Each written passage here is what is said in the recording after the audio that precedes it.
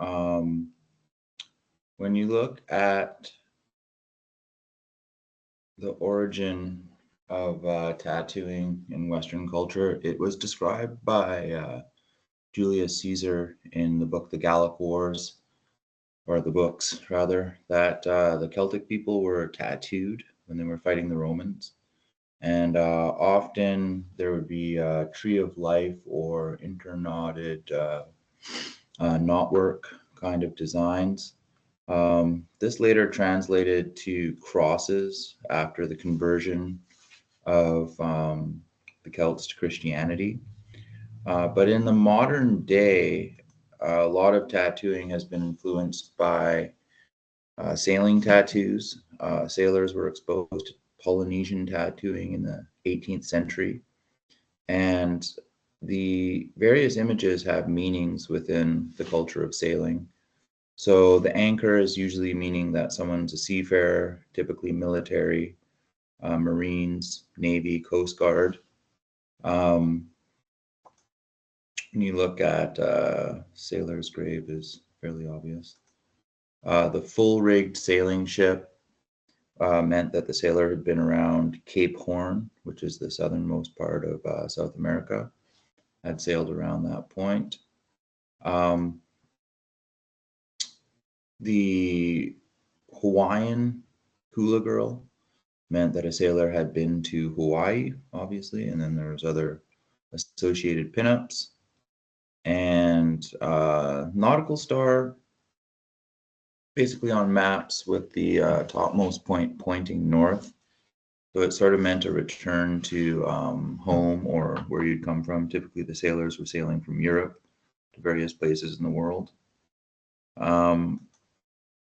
And you also have the swallow with a similar meaning because swallows migrate from Europe to southern climates, Africa, and then they always return home.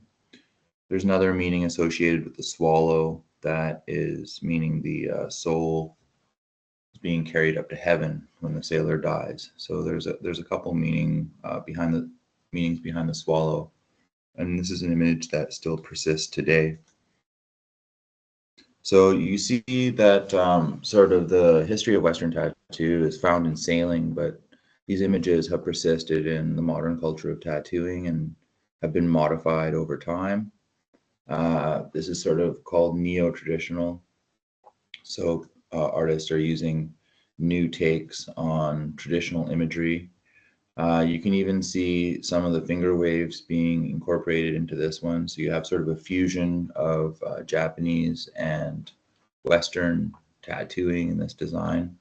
And it's sort of interesting how culture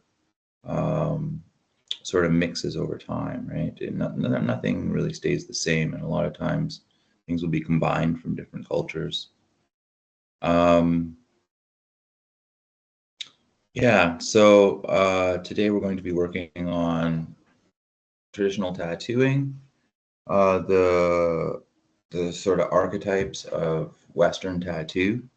But of course, you can modify these to your own style. You can combine them with maybe some of the styles that we've looked at so far. Ultimately, you're looking for a drawing that's somewhat original, where you're following the forms, but then you're adding your own content. And I think you guys did a really good job with that in terms of Polynesian tattooing. So it'd be continuing on. Ultimately, the final of this project is going to be a watercolor piece. So